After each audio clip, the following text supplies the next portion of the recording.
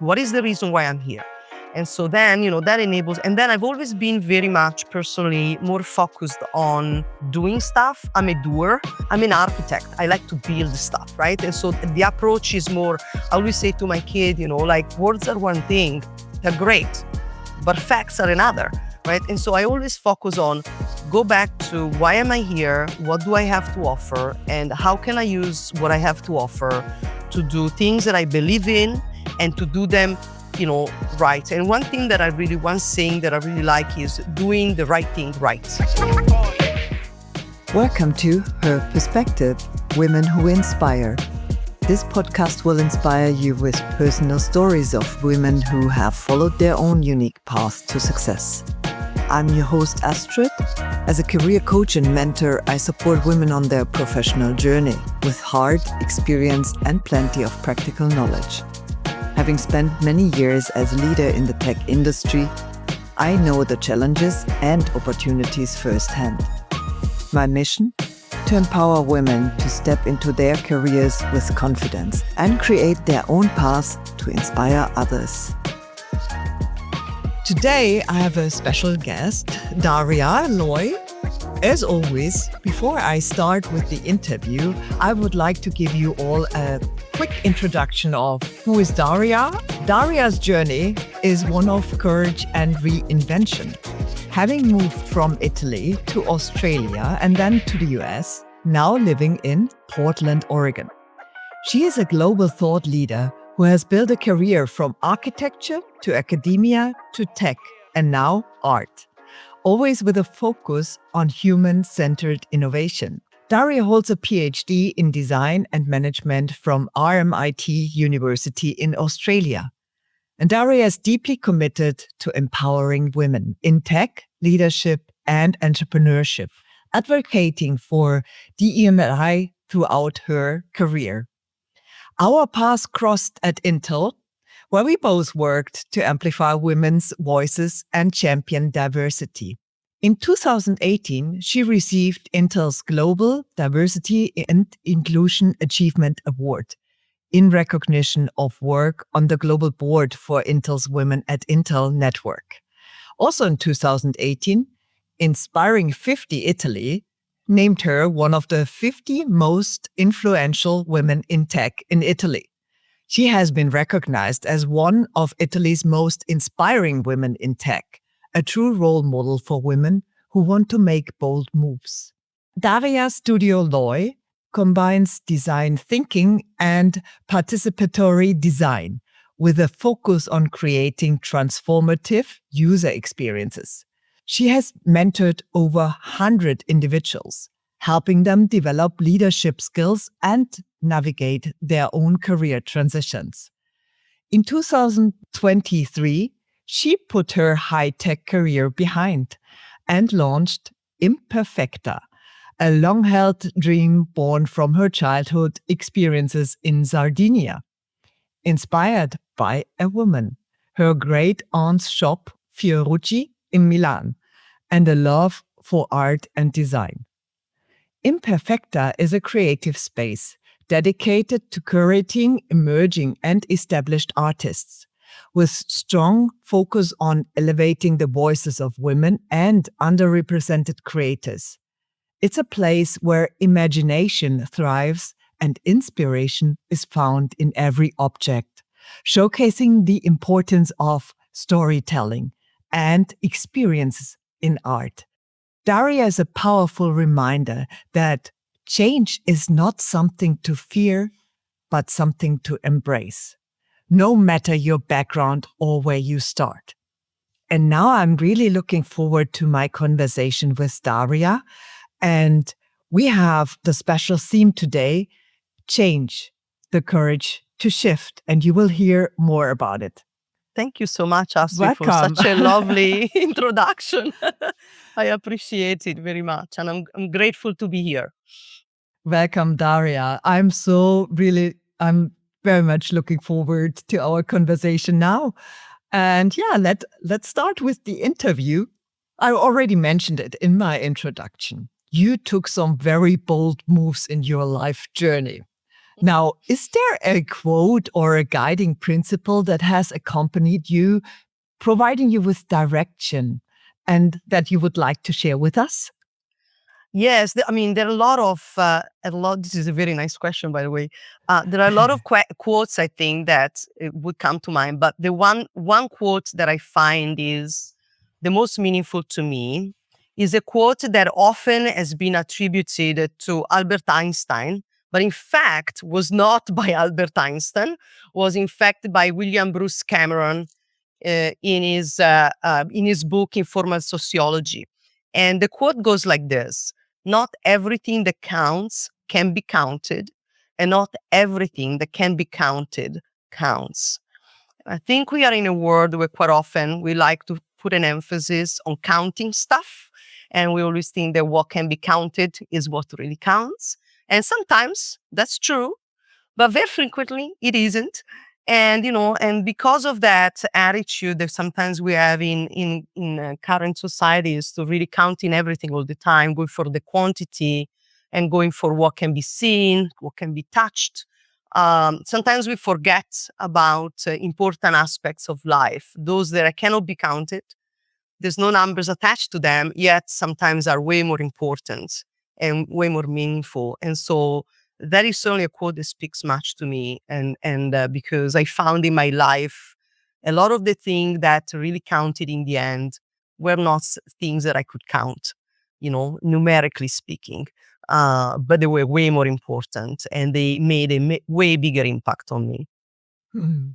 Thank you for sharing. This is a really interesting quote. I never really thought about this quote in relation to life journey, but yeah, it definitely resonates with me. Thank you. Yeah. Well, of course.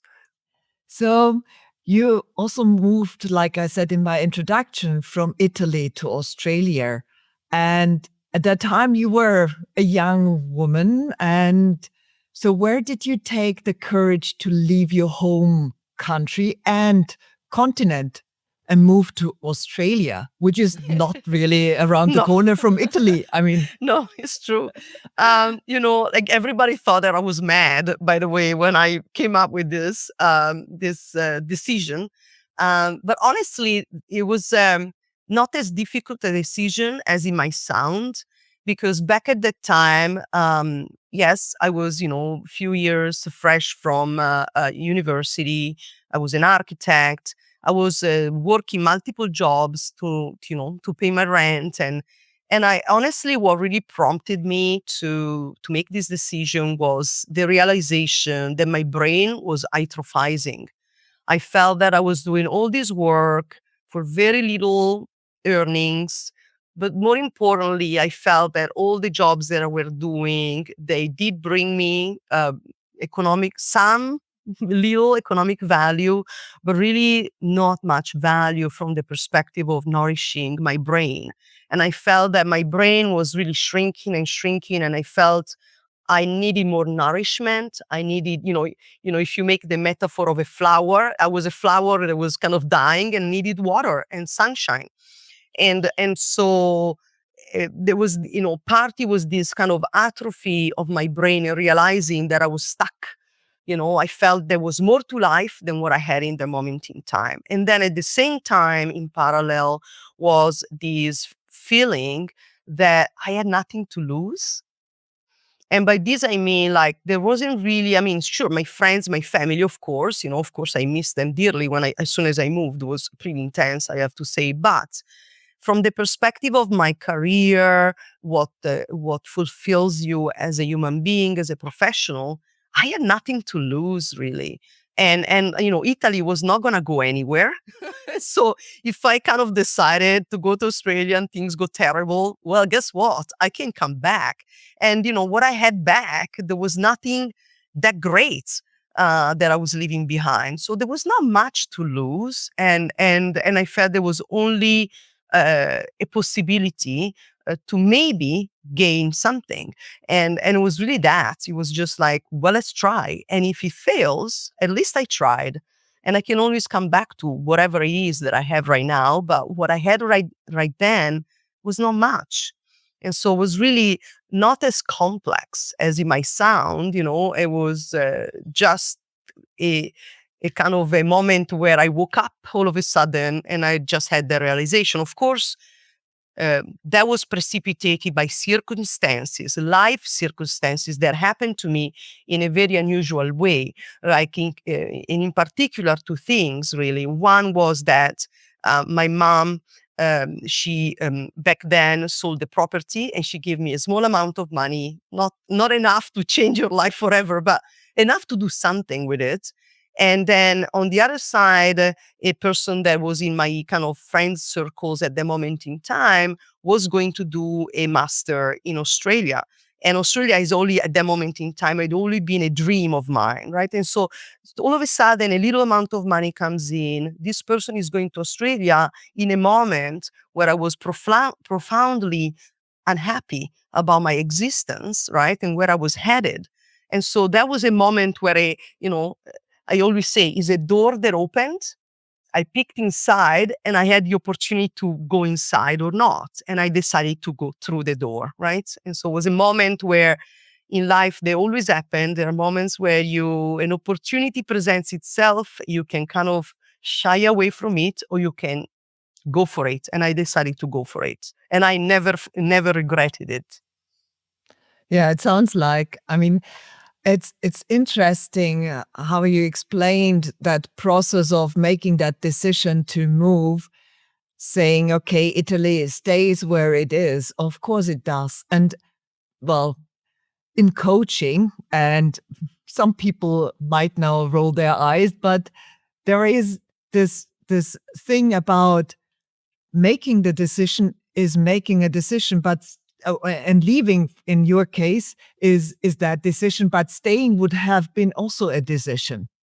Yes. And so that is what very often is just being forgotten, that by not moving, this is a decision and it's okay. Yes. Yeah. Okay. Yeah, absolutely. And so that's how you ended up in Australia. And so, but this wasn't the only change and major move in your life. So it looks almost like you're collecting continents, because then there is another change happening. And so after a decade spending in Australia, you then moved to the US and to the Northwest Pacific coast of the US. So what motivated you back then to again take another bold move and leave another continent and go for the next one? I think this one was slightly different in certain aspects as a move, in the sense that unlike the move from Italy to Australia, which was really prompted, it was really prompted by dissatisfaction, right, with what I had at the moment in time. When I moved actually from Australia to the US, I was very happy in Australia. It's a beautiful country to live in. I had a great life. I was very happy in my academic position. I was established there. I had a huge amount of friends. I love the culture. I mean, there was nothing that I was trying to leave behind because was atrophizing me. However, there was something here that was attracting me. And what was attracting me at the moment in time, I was given an opportunity in a very unusual way, but to take a job in a multidisciplinary team in a large high-tech corporation. And very different, at that moment in time, I'd worked little jobs like when you're a student. Then I worked as an architect. I worked as a bartender. And then I went and I was teaching Italian at the beginning in Australia. And then I had a position for 10 years in academia, and I was a researcher. But I never worked really for a large company, right? I worked for small companies or for academia. And so I got offered this incredible, very hard to turn down position. And in that moment in time, my motivation was not really, I'm trying to move in a better life because I don't like what I have, but was more like, I am curious about this. And so that's another aspect of my personality. I'm a very curious person. And I really don't like feeling that I'm not growing. I like to keep on expanding my brain, expanding my soul, challenging myself, and I'm expansive, I guess. I like to expand as a personality and learn more. And so at the moment in time, honestly, I always thought up to the moment that I would never want to live in the US as a country. It was last of the country I ever wanted to live in. If I had to make a list at the moment in time, it would have been at the bottom probably, or one of the bottom countries. And B, not in large corporation. I never had an attraction for those things. However, the team that I would be going into, that I got a position offer to join, was incredibly exciting. A lot of incredibly smart people, incredibly smart people. Of course, large corporation, and therefore a lot of budgets to be able to do global research. And so as a researcher and someone that is curious and expansive, likes to sort of learn, it seemed like an impossible to turn down opportunity. And so at that moment in time, what I decided to do was, and honestly, this was my decision, which is kind of funny in retrospect, was I'm going to go there. I'm going to take this job for 2 or 3 years. I keep my residency in Australia. And then after 2 or 3 years, I learn what I need to learn. I acquire new stuff, and then I go back.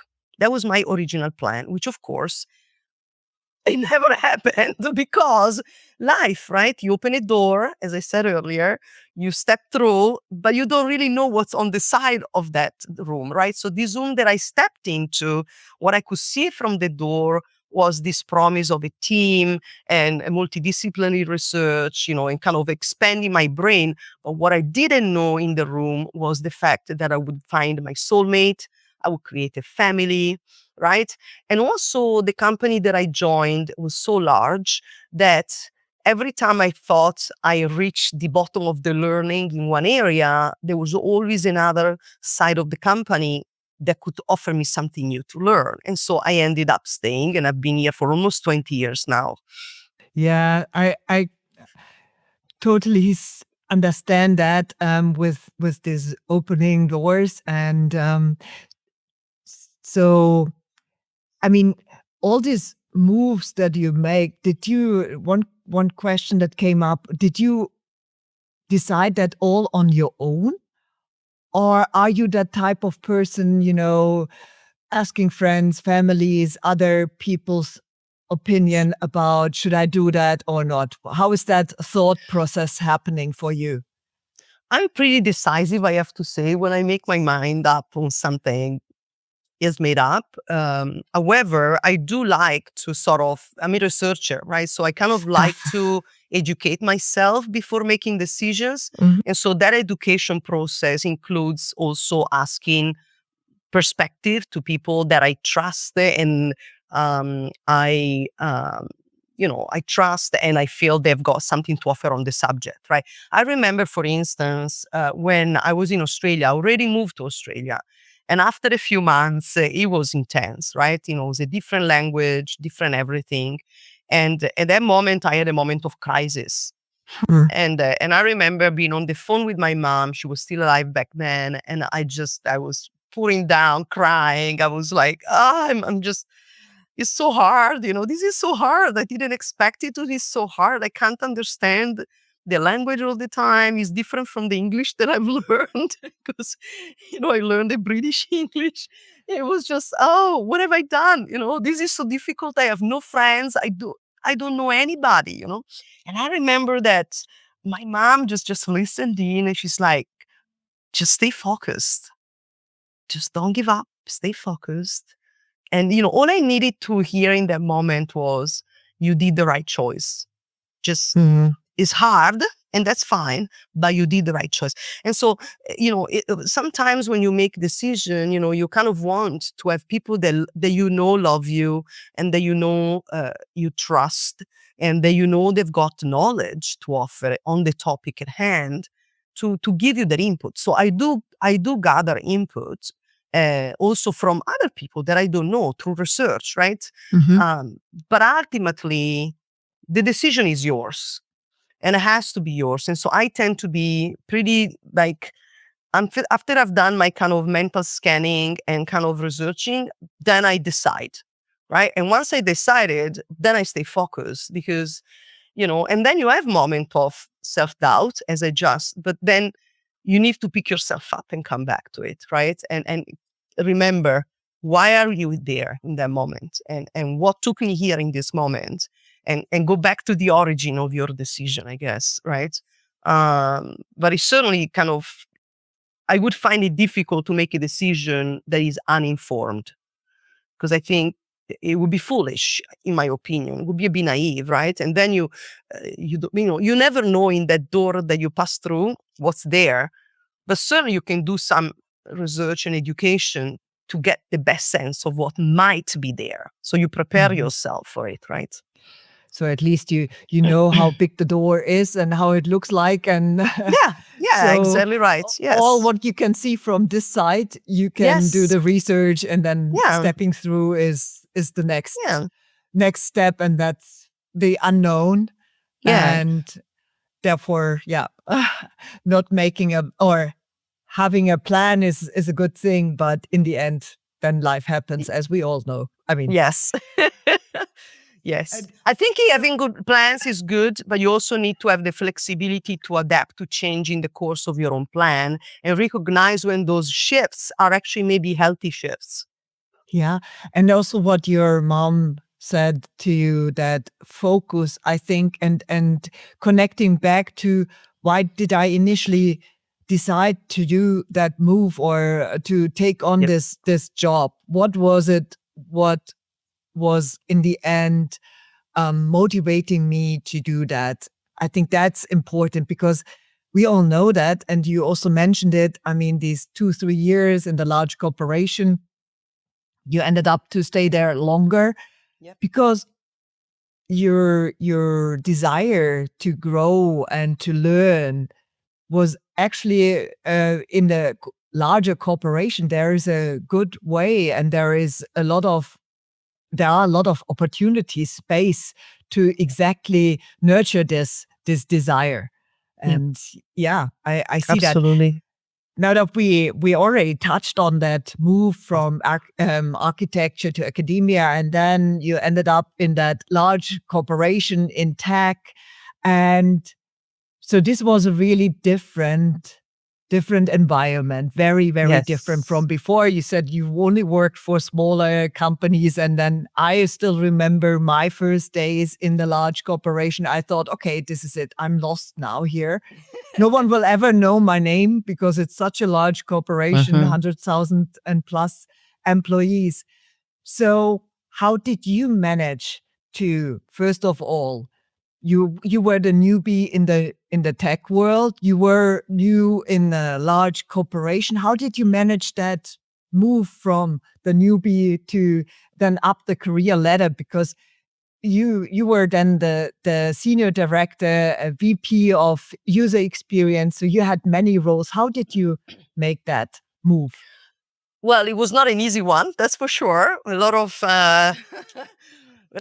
kind of diverging paths, a lot of moments of despair, I would say, and self-doubt, and so I mean, it's certainly moving up, let's say, in that career ladder, especially for a woman, and for a woman with an accent in a male-dominated world like high tech, not easy. Certainly wasn't under any possible circumstance. But at the same time, I think going back to what I was saying earlier about reminding yourself why you're there, and so here it was like, well, if I got at the beginning was like, well, if I've been hired, there is a reason. They wouldn't spend this money to bring me here if I had nothing to offer. So what is that thing? Remind myself of what is that? What is the reason why I'm here? And so then, that enables, and then I've always been very much personally more focused on doing stuff. I'm a doer.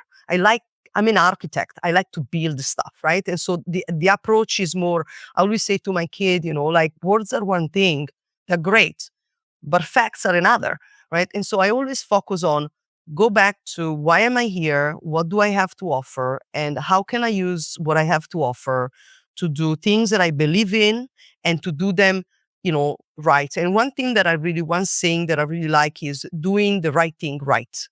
This is something that I've always loved as a way of life, right? Do the right thing right. And that's again something that I did get from my mom. I remember since I was a child, she would tell me, it takes the same amount of time to do this thing well or to do it poorly. Same amount of effort, same amount of time, different outcome, different longevity of that thing you built, right? And so to me, as I moved through, I had many moments of despair, many moments of self-doubt, many moments where I felt beat up, beat down, alone. I mean, honestly, it's the truth. But at the same time, I was also fortunate to have a small amount of people that believed in me, a small amount of people that I could go to, be them family members or friends or mentors, people that believed in me, in my abilities, people that reminded me of what I had to offer when I needed to be reminded. And also I reminded myself of it, right? And so kind of I think you go, and it's fine to despair, it's fine to go down, but then you need at one point when you reach the bottom, you need to lift yourself up and keep going and reminding yourself always, the reason why I'm here, there is one. It's not a coincidence, right? It just didn't happen. And so just prove it. And perhaps also having a bit of a self, pride of wanting to demonstrate. I've never been very competitive against other people. I never liked competitive sports. I've never cared for any of that. But I've always been very competitive with my own self. And so that sense of always trying to be better, always trying to improve yourself, always trying to grow, to learn more, to be better, to pick yourself up and keep walking, right? And so I think that's what enabled me to go through. And honestly, also learning from my own many mistakes, right? Like you learn at some point, I remember earlier on in my career, um, male colleagues stealing my work and promoting themselves with it. It was painful. It was really painful, very upsetting. But then I thought, but hold on a second, this is my work. How am I going to protect myself, right? So that this does not happen again. And so then I kind of learned on how to sort of protect my work and advocate for myself. It was very hard also culturally, because Italians culturally are very different from Americans, right? And so we don't, in European to some degree, and probably you can relate to this as a German, like we don't like going and talk too much about ourselves and how good we are kind of stuff, like self-promotion is not really a cultural trait for Italians, but it is for Americans in high tech in particular, right? And so I had to find a way to keep my own identity as an Italian, as a woman, but at the same time to not be squashed down or to be invisible in a very different socio-cultural context, right? So you kind of learn from your mistakes, you lift yourself up, you find, as Mr. Rogers says, find the helpers. You find your helpers that can help you lift yourself up, and then you keep walking, keep doing, keep demonstrating your value, more than getting distracted by the noise of words and things and promises. Just focus on the work, do good work. I do believe that the good work eventually pays off. Yeah, and I totally hear you when it comes to that self-promotion. And so, but I also heard you saying a lot about the network that you had and the people Yes. that were, I mean, you are part of your own network, Yes. but there are also other people who helped you through these difficult times, or giving you feedback on what to do different maybe, Yeah. and how to. So with all this, and you mentioned it as well, that I mean, being a woman in tech, now in art, and we both know it's also man dominated. So Mm-hmm. in the US, Italian, how did you manage to stay true to yourself and be authentic? Yeah. So hard. I'll tell you, I remember so many times when, in fact, I always say that the move from Italy to Australia was less traumatic for me than the move from Australia to the US. And the reason is exactly at the core of the question you just asked. Because when I moved to Australia, I moved to Melbourne. It's a very multicultural, large city. And as a Caucasian, I was minority. You know, there was no, I never felt um, difficulties there because of my being Italian, right? And being a woman. I never felt I was in academia, so maybe also that plays a role, but I really didn't have when I was there. The challenge was the language, right? Certainly there was like multiculturalism versus where I was living before, which was pretty flat from that in comparison. But I really was not a traumatic move. When I moved to the US, it was. And the trauma was not as much as the language, because by then I did a PhD in English. So my English, I think, was decent, right? So it was not a language issue. It was not even like a English speaking cultural issue, because I moved to another English speaking culture. But the keeping my Italian and woman identity in high tech was a very hard thing. And I remember, at the beginning, struggling with the Italian side, right? So there was a lot of, and I think I didn't, when I looked at the door, this was the hidden thing on the side of the door because I didn't expect it. I didn't anticipate it. And so it took me by surprise and it hit me very hard how my Italianness would be severely judged and how my Italianness would be squashed down to the point of becoming an impediment to my career progress. And my Italianness, together with being a woman, made it even worse, because already you're a woman in high tech, you get a huge amount of pressure to be this, but not that. But there's always, you never get it right? As a woman in general. And then I had the extra layers of being Italian, with a huge amount of biases on and assumptions on what Italians are about, and total ridiculous stuff sometimes. And so for the first few years when I moved in high tech, I was trying to find ways to fit in, to be accepted, and not to have this noise of the judgment of who I was or who I am to be in the way of my progress, right? And so I was trying to find a way to move the noise out, and it was very tempting to not be Italian, right? I had to learn and train myself to move my hand less during that time. I had to learn there's many things that I had to learn to do differently, to be accepted and fit in. I remember once being told, there were just sentences said to me that were incredibly hurtful. And then I also remember a colleague of mine, a female American colleague of mine, that she told me, Daria, you know, I don't like putting skirts on. I don't like to have my beautiful long hair down and be dressed like a woman. I'd rather be, no makeup, my hair up, dress like a man, and don't attract attention to the fact you're a woman. And I remember when she said that, that gave me pause, and I felt kind of very sorry for her. In that moment, I felt so sorry for her.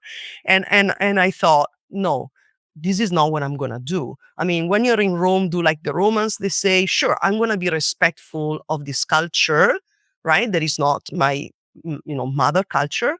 But at the same time, I'm not gonna not be who I am. So I need to find a way to be a woman, and I need to find a way to be an Italian within this space. And there has to be a way for not letting go of my identity. And so what I ended up doing at some point, because after a few years, I could tell that my Italianness was getting really in the way of my progress, I started basically having meetings every time. I'm not joking. Every time I met with the person for the first time, or someone joined the team, I would have a one-on-one with them.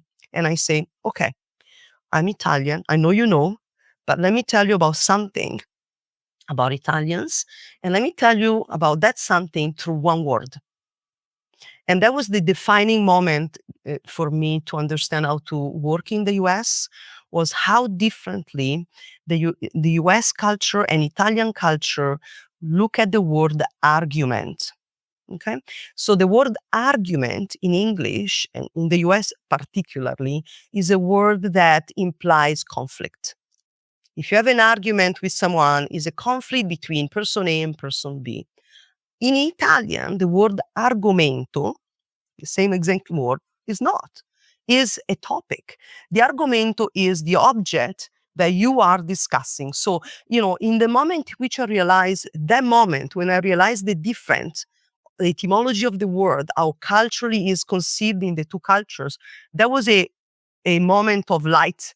And so then I would have meetings with people and I would say, this is how the word in your language, what it means, and this is what it means in my language. So if you see me in a meeting being animated and passionate about a topic, it has nothing to do with you. It's not an argument in your culture, it's an argument in mine. I'm passionate about the topic. And in fact, if in Italy you have argomento is something that you have with people that you consider peers or superior intellectually. I would never, have that with someone that cannot have the tools for me to have this conversation. So in fact, it's actually, I'm paying you an homage by having a conversation so animated on this topic with you. And I had to explain it every single time. And I would tell them there will be a moment 6 months from now, 3 months from now, 1 year from now, when you'll be in a meeting and you'll be judging me. And now remember in that moment what I just told you now, right? Remember who I am. Mhm. I'm not going to pretend I'm not who I am. I'm Italian. I remain Italian. I'll be respectful of your culture, but you need to respect mine also. And I'll be truthful to me being a woman. In the same way, I'll be kind of respectful and truthful to you being whatever is the gender identity that you've chosen for yourself. And I think it has to be a reciprocal mutual respect. It can't be only one way. Mhm. So what was the reaction? Because I mean, I know the US I know the US culture a bit because I was also Yes. working in a US team. And yeah, I also noticed really the difference between the German culture and the Yeah. US culture. Yeah. Same like you just said with the words. We use problem a lot, but it doesn't mean that we always see a problem, really. Yeah. It's just that there is not something that we need to take care of or think Yeah. about. And Yeah. we use problem. Or we say not bad when Yeah. we mean good, which is Yes. which is really same I know. words and really simple words. Everyone understands it, but it's part of the culture. So Yeah. that's already not really exciting, but it is almost there. So Yeah. what was the reaction by being so transparent and addressing it proactively? Yeah. I mean, obviously there were times where people were kind of uncomfortable, right? Because Yeah, especially I in the can Pacific imagine. Northwest, Mhm. on the East Coast, people are in New York, those areas, people are very direct. So there's a little bit more similarity with my culture. But here on the Pacific Northwest, they're slightly different. They'll be more shy away from anything that is even remotely considered conflict, right? For me to be so upfront and so heads on, at time was a little bit gave them pause. But I cannot, never delivered it. Like I always delivered with a smile, with a couple of jokes, examples, and I think you need to be a human being talking to the human being. I think that the conversation shifts when instead of being I'm a colleague talking to a colleague, no, I am a person talking to another human being, recognizing that they're humans too, right? And I think that when you actually shift to talk to human beings level instead of colleagues or figures or affiliations, whatever, is a very different conversation. And then, sometimes people were more like, whoa, what are you, wow, okay, that's intense. Other times we're like, wow, I never thought about that. That's interesting. And one thing that I knew is they would forget that conversation. And so, eventually you will have to remind them in the same way in which I had to remind myself and I have to remind myself of things or who I am, why I'm here, what am I doing this for? I'm Italian, I'm a woman, there's nothing wrong with either. Like I had to remind them also of that conversation, right? And so there would be moments in meetings where, I would notice that judgment or that reaction would kick in. And at that moment, I would maybe make a comment or, a joke. I would try to put it in it again, take it down to the human level, or maybe even preempt. I would preempt a sentence, right? By saying, okay, remember, this is Daria, the Italian, kind of, talking now. So don't take it wrongly, but here is what I think, right? And so I would just like preempt and remind them of that conversation before, delivering my perspective, right? And it was extra work. Now, it's a lot of work. Did I do it right all the time? Absolutely not. Did I fail miserably many times? Absolutely yes. Of course, we are human beings, right? But I think we need to cut each other a bit of slack and remind ourselves that we're people, right? We're people with hearts and souls, and everyone comes from that perspective. And if you start thinking from that perspective, I think things will be much better in the workplace. Absolutely. I love that. And I love that you said that it's bringing it down to the person level. That also helped me to bridge that gap between the culture. Is in the end, we were just human beings in the same meeting. Yeah. And by just reminding everyone, and not always proactively, but giving that meeting a human touch, helped to bridge that gap. Yeah. So you are an Italian woman. You worked in tech. You're living in the US. I often see, especially women, struggling with staying true to who they are, and with that losing a lot of self-confidence. Because if you are trying to be like the others in the room and not trying to be you are losing self-confidence. What advice would you give women struggling with this? Well, one thing for sure, the Mr. Roger find the helpers, right? I think to me, was a very difficult thing. So I don't know if it's an Italian thing or if it's just my family thing, there's maybe I think there is a little bit of a pride, Italianness, proud Italians, but also I think it's just me as a personality, because of my mom was exactly the same. Very big difficulties asking for help, right? So before asking for help, I would just move mountains and just kill myself, right? But there's been a moment where I had to come to terms with the fact that you can't do it on your own, right? And so I think finding the helpers and looking for the helpers, as Mr. Rogers says, is something that I always say to my kid also, just like look for the helpers that will always be there. There's always at least one person that is going to be an helper, right? And find them, right? So I think that is an important advice that I give. Is a tough one to do, but find the helpers, find them, and ask for help when you are feeling that the instruments at your disposal might not be enough for you to overcome whatever is the struggle and the moment you're trying to overcome. And the helpers have got all different type of shape and form, right? Sometimes are former helpers, like a mentor versus a champion. Sometimes they aren't. Sometimes it's just a friend, right? That tells you in that moment what you really need to hear in that moment. And so I think that's certainly to find that. The other thing, is to take time off, time out. Meaning, if there is a moment of struggle or something that is annoying you, pissing you off, or crushing your soul, or whatever is a moment of crisis, I like to sleep over it.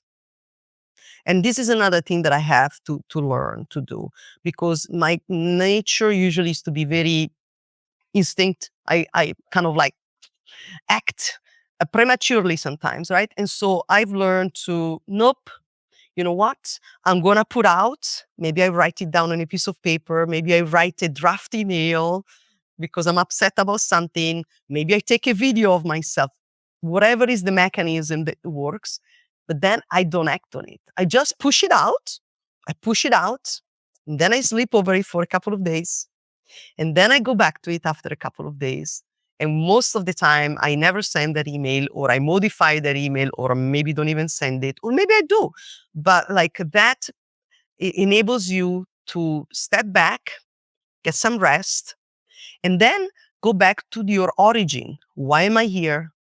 What is my primary goal? Is this noise? Is my energy well spent in this reaction, in this endeavor, in this? Like, why am I here? What is the purpose? What is my target goal? What is that I, Daria, want to really achieve? And is this part of that? And if it isn't, is it worth my effort and time? Sometimes it isn't. Is it upsetting? Yeah, maybe it is. But do I want to be distracted by this, or do I want to keep persevering on what really matters to me? Right? And so that enables you to sleep over it, cut the dry branches from the tree, the one that really are dead and they're not important. And then you focus on the branches. They do need sunshine and water, sorry for this kind of crazy metaphors, but, like cut out the stuff, the crap, the noise, push it out. But you can't push it out when you are affected in the moment, right? Because there's a lot of emotions that are coming through. You're a human being, right? And so you need time off. Sometimes it's in the form of sleeping. I like to do gardening. I like to do painting. I go for a long walk, whatever. Do something that gives your brain and your soul and your heart some rest. And then go back to it, right? With a little bit more focus on what really matters. And everything feels less intense afterwards. And then if after all this you still feel at odds and you're not sure about what to do, find the helpers. There always are helpers, right? Don't do it on your own. Never do it on your own. I mean, you can sometimes, and I've done it many times, like everybody else. But there are times where you can't. And you really need to put your ego, pride, whatever there is aside, and just ask for help. There's nothing wrong with that. There is a lot of courage in doing that, I think. Yeah. So you mentioned that you sleep over it. How do you react if it really happens to you, like in a meeting? I mean, we all know that situation. You Yes. maybe go into a meeting, you're prepared for the meeting, you want to do your presentation, and someone is just, like you said, or stealing your idea. Or how do you react in that very moment? Yeah. I breathe in many, many times. Actually, this is something that happened to me 2 weeks ago in a meeting, in a public meeting. Something happened that was very upsetting. And it was a recorded meeting, public meeting. And I was really, really infuriated inside. I was so mad because something happened that was profoundly inappropriate. And but I was in a situation where I couldn't go ballistic. I felt inside really, really upset. Literally, I was so mad. But I was, there was a camera in front of me and I had to keep it cool, right? And so I tried to breathe in. I detract my eye gaze. I mean, these are like really physical things that I observe myself doing. I detract my eyes gaze from the object of the madness, or if it be the person, a concept, or a group of people. I try to go inside my brain for a second. So I detract myself for a second and I accelerate the process of having a walk on or sleeping on things. And I just say to myself, chill out, breathe in, focus. Do not lose it because it's not going to give you any positive outcome here. And if there is nothing that you can say that is advancing what you want to achieve, say nothing. Just be quiet. But if you open your mouth, ensure that whatever comes out is something that you're not going to regret later on and that is aligned with what you want to achieve. And now in that case, basically I did that. And then I decided to say what I felt was the right. It was difficult for people to hear it. It was not an easy delivery as a topic. but it was what I felt doing the right thing right, because I felt that being quiet in the moment was to be complacent with a behavior that was fundamentally inappropriate. Mhm. And sometimes, as you said earlier, doing nothing is a choice. And in Mhm. this case, saying nothing would have been a choice that I could not live Mhm. with. And so in the moment of calmness, couple of breathe in, breathe out, focus in, I thought, no, I'm not going to be quiet, but I'm going to try to articulate It without will. rage, without upsetting. I'm going to try to be as, sharp as I can, given this very upsetting situation. This is one example. Other examples, I actually decided to go for the human, that I went for the more professional, keep it sharp approach. In other times, I actually went for I'm going to be, I'm going to disorient you with me being incredibly human. And, being a meeting where someone tells me something, I remember extremely sexist comments in other companies that I've been, like profoundly sexist, like cringing sexist. I would just like respond something like, do you realize how painful and Yeah. hurtful Yeah. this, what you just said to me, it is? How would you feel if someone said that to your daughter or wife? How would you feel right now? And that disorient the person, right? Because they're like, whoa, you too much humanity, right? But I mean, that's another way that I've done. And other times, honestly, I made a decision to not act, but because I felt that acting would have created more problems, right? Mhm. And so I decided that in that moment, in that meeting, I remember someone made an incredibly, again, sexist comment in front of an entire group of people. And I felt that for me to call out that person in front of everybody would have done more damage to everyone, the team, the project, myself, the person, than me actually taking that privately later on after the meeting. Right? And so, but usually the starting point is all about breathe in, go inside your brain 1 second in your soul. What really matters? What is the priority? And then breathe out, And right? then, And try to yeah. stay focused on that, because you can make it worse otherwise. And I Yeah. have made it worse in the past. Sometimes I didn't manage to do this, right? And it's very hard to keep it in sometimes. Yeah, yeah. Yeah, I understand. And it's really this taking that moment and then being aware that you have a choice on the reaction. There are choices, either Yes. say nothing, say Yeah. something, but say it in a way that it will not put yourself, as Yeah. being that unthoughtful, emotional woman. Yeah. But Yeah. you know, you Yes. know what I mean. Yeah. And Yeah. Absolutely. I that, mean, also, then one thing, sorry to interrupt, that you yeah, made of me course. think of is also this notion that um, I always say to my kid also this, and I remind myself of it all the time. I always say, you cannot control the actions of others. You cannot, Exactly. but you can control yours. And there Exactly. is a lot of power in that. You can control and you can decide. That's your decision. You cannot decide for others. You cannot control their action and behaviors, but you can certainly control and make a decision for your own. And that's your responsibility and also privilege, right? And so I think that is an important thing to sort of remind ourselves, right? That you are in charge of who you Right. are, what you Right. say, what you do, how you do in every moment of your life is a choice that you're making every single time. Nobody's making you do that. Right? Even when the person, when my kid comes from school and there is a bully that says this and that, yeah. And you have still a choice on how you respond to that act of bullyism and that really not very nice thing that you were told.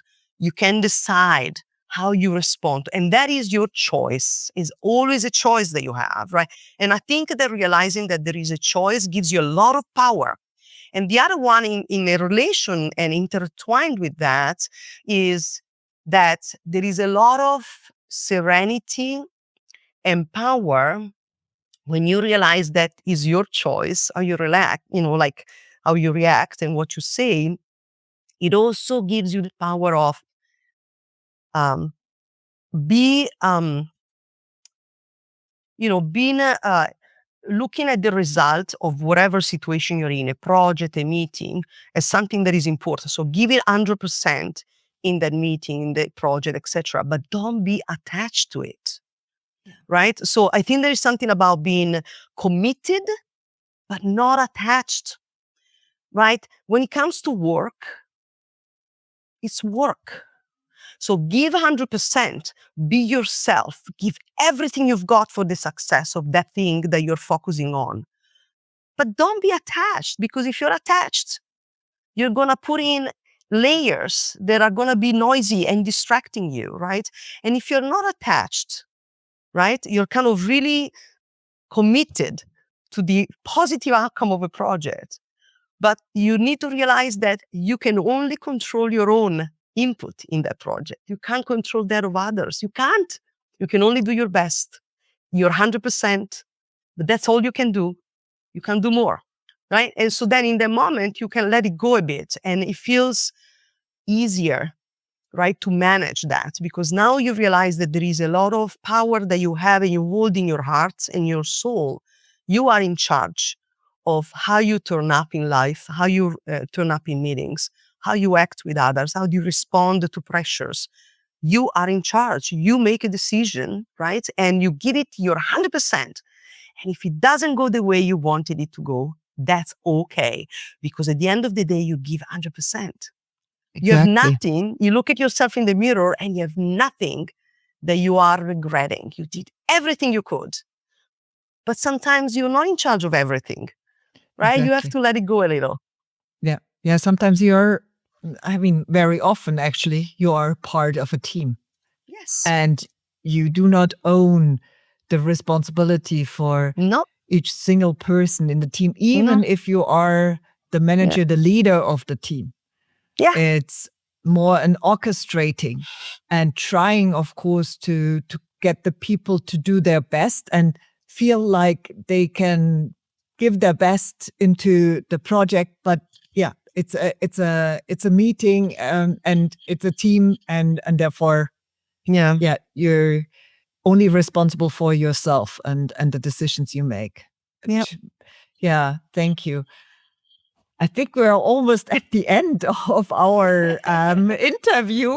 And I always have two last questions, which I like to ask. And yes, please. The first one is, what's the best career advice you have ever received and how has it impacted you? I would say, don't give up. Be yourself, don't give up. I received it in multiple formats by multiple people, but the summary of what I was being told was that be yourself, don't underestimate what you have, and don't give up. Don't give up. Keep going. Keep persevering. Okay. Yeah, definitely a good advice, and especially when there are tough times, which always are there when you have a longer career. We will always tough times. Thank you. And stay focused. Stay focused. Yeah. Yeah. And the last one is what piece of advice would you give your younger self, the 25-year-old Daria? It's a tough one, because usually my approach is one where I give 100% still now, 100% trust. I always say, you have my 100% trust from the get-go. You don't have to conquer it, but you gotta keep it, right? So I'm not like the kind of person that tells you, you need to conquer my trust. Like, no. As soon as I make you part of my life, you have my trust. But then, don't destroy it. You're gonna keep it, right? Which is, but at the same time, I find that if I look back at my 25, a younger self, that approach in a few cases, it was a problem, right? Because there was a naivete in that, right? Not everyone should be trusted up front, not everybody. And so So that was certainly an advice that I would give myself, would be more not to change this approach to life. I still believe in it and I still do it, but keep your eyes open, right? Like I think when you have a very empathetic and empathetic personality like mine, where you love people, it's sometimes you're taken advantage of. And so I find that in the past, in my life, throughout, there's been moments, not too many, but a number of them, where I felt, ooh, okay, here he comes. I've been taken advantage of. And I opened that door. I am the one that enabled that, right? And so there is kind of responsibility there for me to take. And so, like, I would tell to my younger self to be a bit, keep your eyes open a little bit more, right? Don't think that the world is all wonderful and fantastic and great, because not all the time it is. You have to be a bit realistic, right? So maybe keep your eyes open, do more research. That's certainly. I definitely would not tell her to not take big risks. I would tell her to do exactly what she did. I have no regrets from the perspective of the steps that I made. I would not have what I have today if it was not for all those things that some people thought it was insane. So I definitely would tell her, keep going, I probably would tell her to stay focused on what your soul and gut instinct tells you, right? I think quite often we know what's right in our gut. We know, but just we pretend it's not there. We don't listen to it. And I feel that for me, there's been many times where my gut was telling me to leave high tech, for instance. My gut was telling me to not do certain things. But I felt there was an obligation for me to persevere in certain paths. And actually now in retrospect, I realized that perspective, there was nobody that was expecting me to do anything. It was a self-judgment. So I would say to myself, be less self-judgmental, right? And don't pretend that the world is judging you. You are judging yourself sometimes, right? And so to sort of being able to be good at understanding when you are judging yourself and you are the impediment to your own progression, right? And then realizing that and then moving forward. So, I mean, certainly those are things that I would tell myself, be less naive, less judgmental of yourself. But I certainly would tell her, keep going, girl. Keep taking your bold moves, don't look back. If you decide, don't look back, move forward, stay focused, be truthful. Yeah. And never stop with the bold moves. I mean, so we haven't had the time to talk about imperfecta, but I will definitely link it in the show notes. Yes. Because that was I think, another bold move of yours, becoming a founder of Imperfecta, curator, moving into art after high tech, which is also not the most natural move, but I can see that, and so it was great talking to you. I have a few rapid fire questions. Sure, and then let's we go. talk about the coaching snack, matching our theme of today.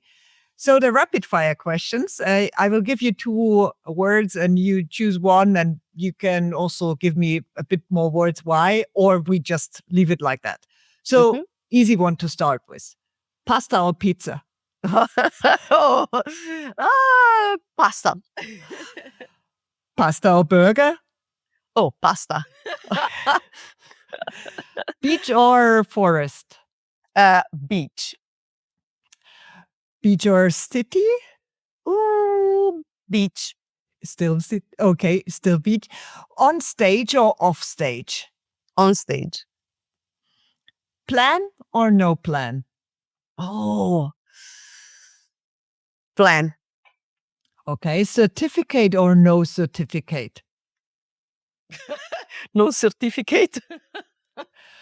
So creativity or strategy? Oh, creativity, 100%. Painting or sculpture? Painting. Contemporary art or traditional art? Contemporary. Book or podcast? Book. Sorry. That's okay. I can live with that. No worries.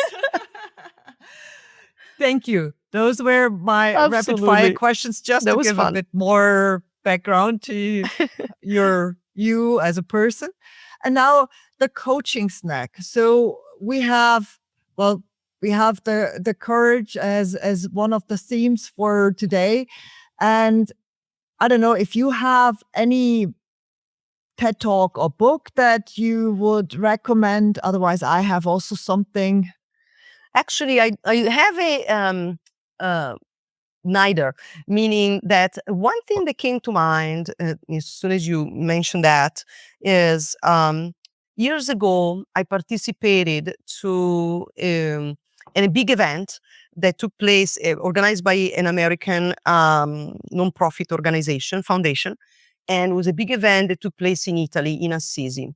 And I can send the link later on if you wish. But Yes, it was yes, this please. big event organized by the Fetzer Institute, and they did this global gathering in Assisi, which was all fully recorded.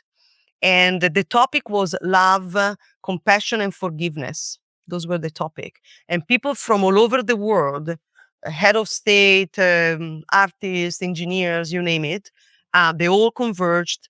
We all converged in Assisi in Italy, and there were a week of talks, etc., etc. And to me, when I think about courage, there were so many stories in that week that I managed to listen to and experience. Stories of courage in front of the most unbelievable situations that I've never experienced, like really dramatic, experiences. And there was so much courage in how people articulated how they overcame those crises, that I think that there are a number of different keynotes from that specific event that people might find very inspiring from the perspective of courage, and also how small sometimes our work problems are in relation to other problems that other people around the world have been facing throughout history. So it's a really wonderful, I think, collection of videos that I would encourage people to consider.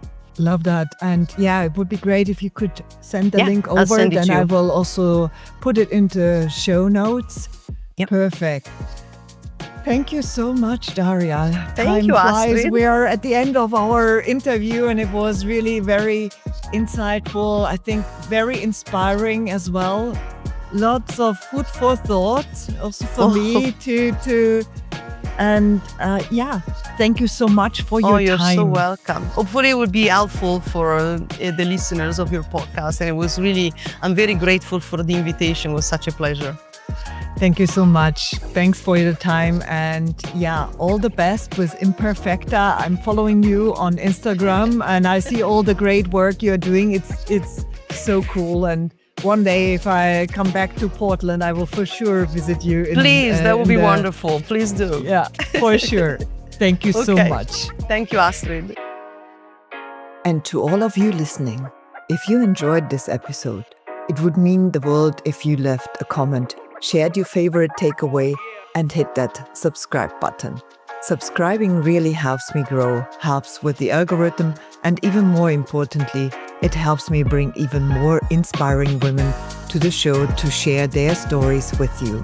Thanks for being here. And I can't wait to see you next time. New episodes land every other Tuesday.